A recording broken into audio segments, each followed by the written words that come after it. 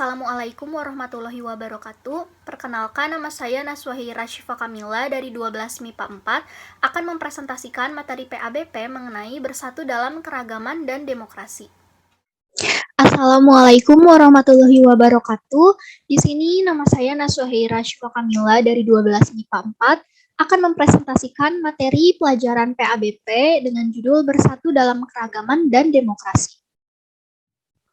Pluralitas, kebinekaan, keberagaman, perbedaan, dan kemajemukan merupakan sunatullah ketetapan Allah Subhanahu wa Ta'ala sebagaimana dijelaskan dalam beberapa firman-Nya.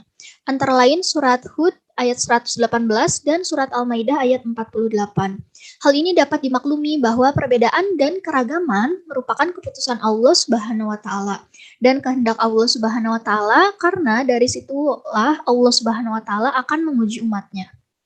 Islam telah memberikan sinyal bagaimana kaum muslimin menyelesaikan perbedaan dengan bermusyawarahlah dalam segala urusan. Surat Ali Imran ayat 159. Kemudian jika kamu berlainan pendapat tentang sesuatu, maka kembalikanlah ia kepada Allah Subhanahu wa Ta'ala, Al-Quran, dan Rasul sunnahnya. Surat An-Nisa ayat 59. Jika kamu benar-benar beriman kepada Allah Subhanahu wa Ta'ala dan hari kemudian, dan janganlah kebencian kepada kelompok lain menjadikan kamu tidak berlaku adil atau objektif. Surat Al-Maidah ayat 8. Oleh karena itu, Indonesia dengan kebinekaan dan keberagamannya dalam berbagai aspek mengembangkan sistem demokrasi dalam bernegara. Di sini ada surat Ali Imran ayat 159. Artinya, maka berkat rahmat Allah engkau Muhammad berlaku lemah lembut terhadap mereka. Sekiranya engkau bersikap keras dan berhati kasar, tentulah mereka menjauhkan diri dari sekitarmu. Karena itu, maafkanlah mereka dan mohonkanlah ampunan untuk mereka, dan bermusyawarahlah dengan mereka dalam urusan itu. Kemudian apabila engkau telah membulatkan tekad, maka bertawakallah kepada Allah, sungguh Allah mencintai orang yang bertawakal. Dalam ayat di atas, tertera 3 sifat dan sikap yang secara berurutan disebut dan diperintahkan untuk dilaksanakan sebelum bermusyawarah, yaitu kita harus bersikap lemah lembut, tidak kasar, dan tidak berhati keras. Meskipun ayat tersebut berbicara dalam konteks perang Uhud, tetapi esensi sifat-sifat tersebut harus dimiliki dan ditetapkan oleh setiap muslim, terutama ketika hendak bermusyawarah. Adapun sikap yang harus diambil setelah bermusyawarah adalah memberi maaf kepada semua peserta musyawarah, apapun bentuk kesalahannya. Jika semua peserta musyawarah bersikap memaafkan, maka yang terjadi adalah saling memaafkan. Dengan demikian diharapkan tidak ada lagi sakit hati atau dendam yang berkelanjutan di luar musyawarah, baik karena pendapatnya tidak diakomodasi atau karena sebab lain. Dalam kehidupan bermasyarakat, musyawarah menjadi sangat penting karena hal-hal sebagai berikut.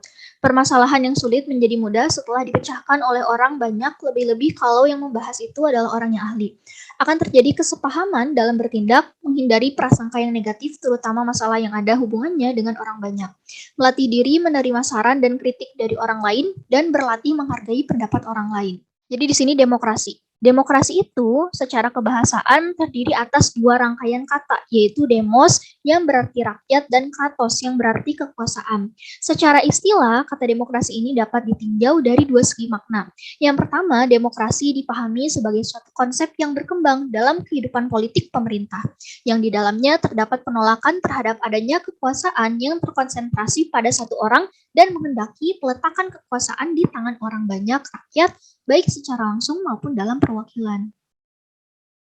Kedua, demokrasi ini dimaknai dengan suatu konsep yang menghargai hak-hak dan kemampuan individu dalam kehidupan bermasyarakat. Dari definisi ini dapat dipahami bahwa istilah demokrasi itu awalnya berkembang dalam dimensi politik yang tidak dapat dihindari. Secara historis, istilah demokrasi ini memang berasal dari Barat. Namun jika melihat dari sisi makna, kandungan nilai-nilai yang ingin diperjuangkan oleh demokrasi itu sendiri sebenarnya merupakan gejala dan cita-cita kemanusiaan secara universal, umum, tanpa batas agama maupun etnis. Terus ada syura. Menurut bahasa dalam kamus Mu'jam Makayis Al-Lughah, syura ini memiliki 2 pengertian. Yang pertama itu kan menampakkan, dan yang kedua itu memaparkan sesuatu atau mengambil sesuatu. Adapun menurut istilah, beberapa ulama terdahulu telah memberikan definisi syura. Mereka diantaranya adalah sebagai berikut. Yang pertama ada Ar-Ragib Al-Ashfahani dalam kitabnya Al-Mufradat fi Gharib Al-Quran, mendefinisikan syura itu sebagai proses mengemukakan pendapat dengan saling mengkoreksi antara peserta syura. Lalu yang kedua ada Ibnu Al-Arabi Al-Maliki. Dalam Ahkam Al-Quran mendefinisikannya dengan berkumpul untuk meminta pendapat dalam suatu permasalahan yang beserta syuranya itu saling mengeluarkan pendapat yang dimiliki. Lalu yang ketiga, definisi syura yang diberikan oleh pakar fikih kontemporer dalam Asyura fi Zilli Nizami Al-Islami diantaranya adalah proses menelusuri pendapat para ahli dalam suatu permasalahan untuk mencapai solusi yang mendekati kebenaran. Di sini ada persamaan antara demokrasi dan syura. Syura ini hanya merupakan mekanisme kebebasan berekspresi dan penyaluran pendapat dengan penuh keterbukaan dan kejujuran. Hal tersebut menjadi pertanda adanya penghargaan terhadap pihak lain. Sementara demokrasi menjangkau ruang lingkup yang lebih luas. Demokrasi ini menyoal nilai-nilai egaliter, penghormatan terhadap potensi individu, penolakan terhadap kekuasaan tirani, dan memberi kesempatan kepada semua pihak untuk berpartisipasi dalam mengurus pemerintahan secara tegas. Demokrasi bermain pada wilayah politik. Jika demikian halnya, maka pada satu sisi syura itu merupakan bagian dari proses berdemokrasi. Di dalamnya terkandung nilai-nilai yang diusung demokrasi. Pada sisi lain, nilai-nilai luhur yang diusung oleh konsep demokrasi adalah nilai-nilai yang sejalan dengan visi Islam itu sendiri. Nilai Islami bukanlah sesuatu yang berasal dari kaum muslimin saja. Nah, terus bisa dari dalam kan, tetapi semua nilai yang mengandung kebaikan dan kemaslahatan, baik dari barat maupun timur. Karena Islam tidak mengenal barat dan timur atau diskriminasi, justru sikap Islam itu terhadap hal-hal baru yang baik adalah akomodatif. Jadi di sini ada pendapat ulama. Nah, kalau menurut pendapat ulama ini atau cendekiawan Muslim tentang demokrasi terbagi menjadi dua pandangan utama, yaitu pertama menolak sepenuhnya dan yang kedua itu menerima dengan syarat tertentu. Berikut pandangan para ulama yang mewakili kedua pendapat tersebut. Yang pertama itu pendapat dari Abu Ala al-Maududi. Al-Maududi secara tegas menolak demokrasi. Menurutnya Islam tidak mengenal paham demokrasi yang memberikan kekuasaan besar kepada rakyat untuk menetapkan segala hal. Demokrasi adalah buatan manusia sekaligus produk dari pertentangan barat terhadap agama sehingga cenderung sekuler. Karenanya Al-Maududi ini menganggap demokrasi modern atau barat merupakan sesuatu yang bersifat syirik. Menurutnya Islam menganut paham teokrasi atau berdasarkan hukum Tuhan. Lalu menurut Salim Ali Al-Bahasnawi. Menurut Salim Ali Al-Bahasnawi, demokrasi ini mengandung sisi yang baik yang tidak bertentangan dengan Islam dan memuat sisi negatif juga yang bertentangan dengan Islam. Sisi baik demokrasi ini adalah adanya kedaulatan rakyat selama tidak bertentangan dengan Islam, sementara sisi buruknya ini adalah penggunaan hak legislatif secara bebas yang dapat mengarah pada sikap menghalalkan yang haram dan mengharamkan yang halal. Karena itu, ia menawarkan adanya islamisasi demokrasi sebagai berikut, yaitu menetapkan tanggung jawab setiap individu di hadapan Allah Subhanahu wa taala. Wakil rakyat harus berakhlak Islam dalam musyawarah dan tugas-tugas lainnya.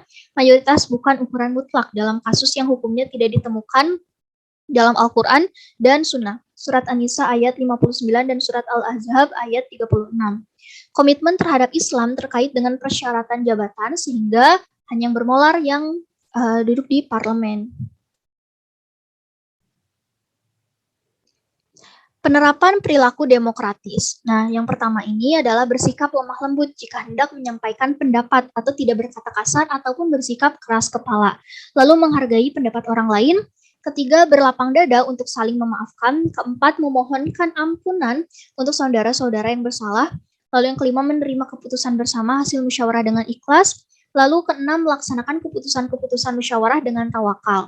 Lalu yang ketujuh, senantiasa bermusyawarah tentang hal-hal yang menyangkut kemaslahatan bersama, menolak segala bentuk diskriminasi atas nama apapun, dan berperan aktif dalam bidang politik sebagai bentuk partisipasi dalam membangun bangsa.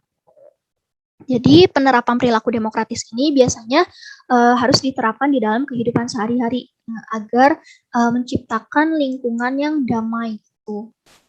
Lalu di sini ada dalil-dalil yang menyebutkan tentang bermusyawarah dan berdemokrasi. Yang pertama surat Ali Imran ayat 159. Artinya tadi, maka berkat rahmat Allah engkau Muhammad berlaku lemah lembut terhadap mereka. Sekiranya engkau bersikap keras dan berhati kasar, tentulah mereka menjauhkan diri dari sekitarmu. Karena itu maafkanlah mereka dan mohonkanlah ampunan untuk mereka. Dan bermusyawarahlah dengan mereka dalam urusan itu. Kemudian apabila engkau telah membulatkan tekad, maka bertawakallah kepada Allah. Sungguh Allah mencintai orang-orang yang bertawakal. Yang kedua, surat Hud ayat 118. Artinya, dan jika Tuhanmu menghendaki, tentu dia jadikan manusia umat yang satu, tetapi mereka senantiasa berselisih atau saling berpendapat. Lalu ada surat Al-Hujurat ayat 13. Artinya, wahai manusia, sungguh kami telah menciptakan kamu dari seorang laki-laki dan seorang perempuan. Kemudian kami jadikan kamu berbangsa-bangsa dan bersuku-suku agar kamu saling mengenal. Sesungguhnya yang paling mulia di antara kamu di sisi Allah ialah orang yang paling bertakwa. Sungguh Allah Maha Mengetahui, Maha Teliti. Sekian pemaparan materi dan presentasi materi dari saya. Mohon maaf bila ada kesalahan. Wassalamualaikum warahmatullahi wabarakatuh.